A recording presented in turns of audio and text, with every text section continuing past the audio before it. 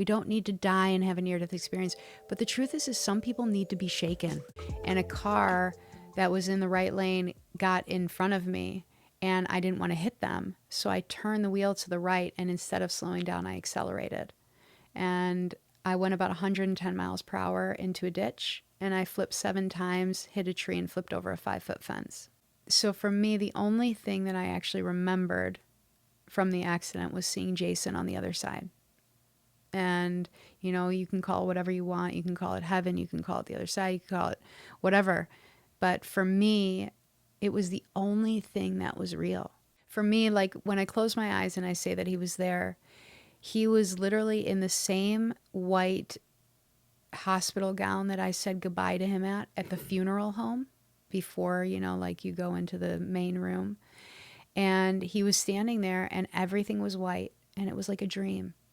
It was the most beautiful feeling I've ever felt in my entire life. It was light. It was, you know, for me, it's like, I say it was heaven then, but that's how I live now. So it's, you know, like so it's what I feel in most of my days now. But, you know, he looked at me and it was just, he was right here. And he said, you know, Cass, you are not alone, but you are to go back and to create a channel to allow everyone to know that they are not alone. But please remember to remember, that was the key. Remember to remember you are not alone. And when I woke up, I was in a hospital bed, the same hospital bed I was picturing for 6 months before that, because Jason and I died 6 months apart only. So for me, I woke up with the only understanding that I just saw Jason. Like that was the realest thing to me. For me, like the car accident, that wasn't what actually happened. What happened was I went and traveled somewhere, talked to him, had all this stuff download inside of me, and now I'm in this manifestation of the hospital. And so I sat there and I said to myself, you know, I had a very long time to sit and many moments to sit there and ask myself what happened. So here are the keys. So when I got out of the hospital, the first place that we went was the police station because we had to go fill out paperwork and we had to go talk to them. And when we walked into the police station, about 8 officers walked up to the desk, and I'm like standing there and I'm looking around and my mom's next to me, and they go, "Oh, you're the girl from the accident." And I looked at them and I was like, "Yep, that's me." And they were like, one of the guy goes, "Oh yeah, you definitely should have died." I looked at him and I said, "Yeah, you know what, I probably should have." And one of the other officers goes, "You know, we have got a question though for you that we've been wondering since it all happened." And I was like, "Okay." And they go, "Who's Jason?" And right when they said that, I turned to my mom and I looked at her and she went like this and looked at them and she goes, "Why are you asking her that?" And they go, "Well, you know, when she crashed that car, that I was in a full-blown conversation with someone named Jason. And that when the cops came, they thought that Jason flew out of the car. So they were searching the surrounding area looking for him." I'm sitting there and I'm looking at my mom and she's looking at me and she, you know, starts having tears come down her eyes. And in that moment, I just said to myself, okay, so that's like, it's real. You know, it's realer than I even thought it was real. And they went on to say, because the story that I had told my mom is that when I had seen him, that I was begging him not to leave me, that I was holding on to him for dear life, and that I remembered opening my arms and falling back through the clouds. And then when I woke up, I was in the hospital bed. So they had told me that I was actually holding on to a paramedic, screaming, "Jason, don't leave me," and that I opened my arms and fell back into the gurney. So the same story happened, just with a paramedic and not Jason, but what I was seeing and what I was experiencing was him. So that's key number 1. So the second key was going to see the actual car, which was a G550, like a Mercedes truck. So it's like a tank. And we went to the impound and it was smashed to a complete pancake, to the point of where when they lifted up the tarp, I couldn't believe that I was in the car, which I look at pictures now and I just have no understanding of how I survived, and not just survived, but didn't, break my neck. The third place that we went was to where I actually hit the tree. off the side of the road. And I went there because all my belongings had fallen out of the car. And we pulled over to the side of the road, and my mom and I are walking, and I start to look at the tree, and I see a piece of paper lodged into the middle of the tree, like right where I hit the tree. There was like a very noticeable chunk missing. And I'm walking up, and my mom's screaming behind me, like, Cass, what is that? And I'm like, I don't know. Give me a second. And I walk up and I pull it out, and it's my brother's death certificate. It was lodged in the part that I actually hit. Not like somebody put it, but it was stuck in the tree. So when I turned around and I asked my mom about it, this was the kicker. That night, being the unconscious human that I was and numbing out of my life, I ended up taking her car instead of my car. And they said that if I wasn't in her car, I would have instantly died, that my neck would have snapped instantly because there wouldn't have been enough room. But because I took her car, she had the certificate in her glove compartment. So when I flipped the car, it got stuck in the middle of the tree. So when I pulled it out, I literally fell to my knees and I'm just crying. And I'm just like, could it be more clear? I'm supposed to be here. There's a reason. He's guiding me. He's with me. He's showing me something. And it was like clues for me. Literally, I was just following one clue after the other. And so at this point, though, I still had bandages on my head. I was wearing a winter cap, covering the cuts that I had. And my mom and I went into the first public place that I had really been, like big place with a lot of energy. And I say that for a reason. So we went into Whole Foods and we went shopping for food.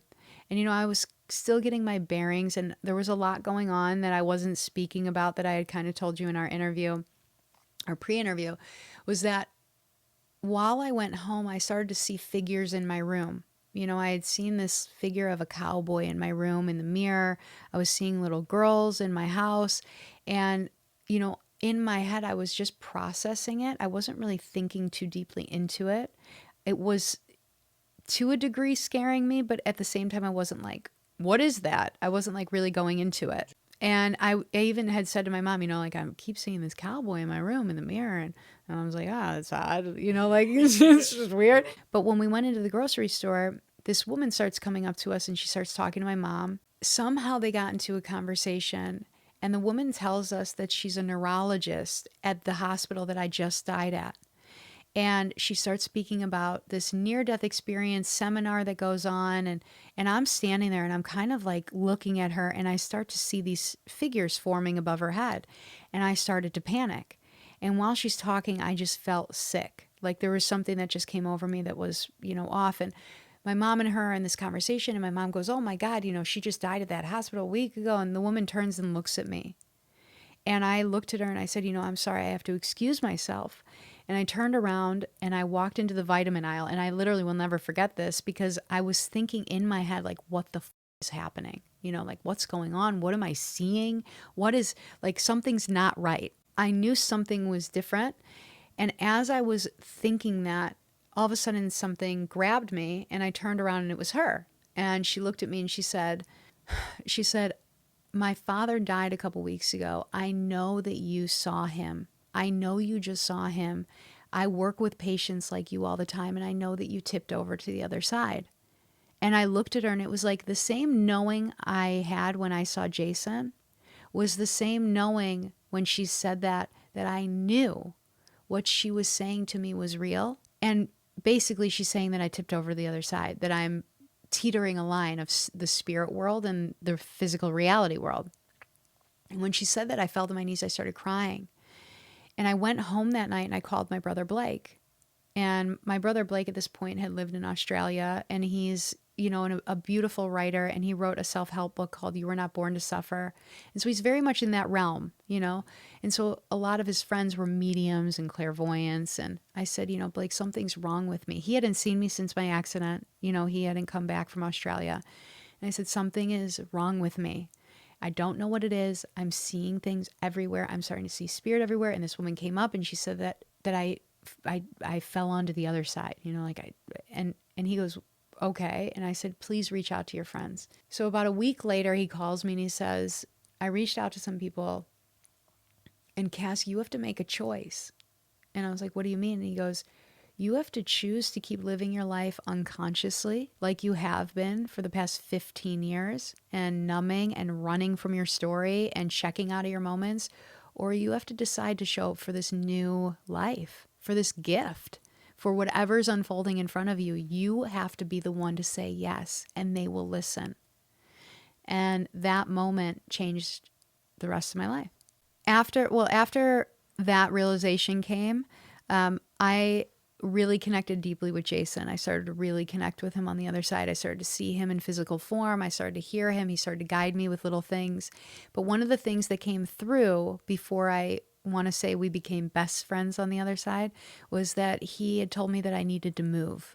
And I didn't really tell anyone this at the time. I just said, I have this inkling. I really want to move. I'd wanted to move for a while, but I really drove that story like right after the accident. I'm like, I got to get out of here. So I ended up moving to California.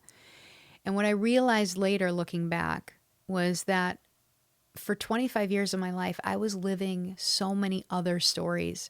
I was living my parents' story. I was living the divorce story. I was living my partner's stories. I was always giving to my partners. Fairy tales. All of it. And I wasn't creating my own story. I wasn't asking myself, what do I want? What do I want to create? I wasn't allowing myself to dive into my intuition or my story. So once I got out here, I started to, I like to say, re-meet myself and really befriend myself and really fall in love with myself. And that was new, literally new from 25 years of life. And it was a very big moment for me. I want to be guided. Like you and I were talking about before we got on today about surrendering. I said, I'm surrendering into my story for the first time in my life. And this is what I want. This is what I want to do. And after that moment, spirit started to show up everywhere for me. I went into a space where I would communicate constantly with the other side. Whether it was real or not didn't make sense, didn't matter to me. It was what was coming through was like communicate with them. Let them know what you want. Let them know what you need. Let them know what you're ashamed of. Let them know what you're guilty of. Let them know about what you're feeling in every moment. So for me, when I communicate to them, I say, listen, I'm just doing my best, but I love you and I think about you all the time and you're still here. I talk to my dad all the time, which my dad passed away 2 years ago. And I say to my brother, all the time, thank you for allowing yourself to leave the physical form to help me. I'll say out loud, I'll go, Jason, I need a sign. Like I need a sign because I'm like, like life is just too much for me. And he'll paint a purple flower and I'll see a purple flower on the side of the road. But a lot of the times when we feel uncomfortable, instead of going forward, we turn around and we start to replay the same program over and over and over. So it's slowing down, like really, really, really taking a stop in your life. I say there's 86,400 moments in a day. And if we can slow them down, really slow them down, we can either really live into them or really, really, really rewrite them and create an entirely new book to live into.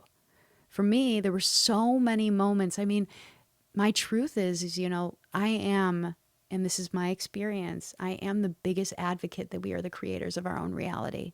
And we need, and my truth is, and this is the truth, yeah, we don't need to hit a tree. We don't need to die and have a near-death experience. But the truth is some people need to be shaken. Yeah. And really shaken. I know that, and I only know from experience, like if I didn't have that, I don't know what would have made me shift. What I've learned being back, and, the day-to-day life, and I'm sure that you can resonate with this, is the hardest thing that we as humans, we don't want to change. People don't love change. And something that is really necessary for change is discipline and tools. So when I'm saying like writing down what you do, we have to, the most important thing in our life is our mental health. And we have to implement tools throughout our day to keep our mental health strong. Because if this is not here, we don't know what's happening out here. Literally. So when you say, trusting yourself, it is a moment-to-moment understanding and learning how to listen to ourselves. Because the truth is, since we're little kids, we're taught how to live.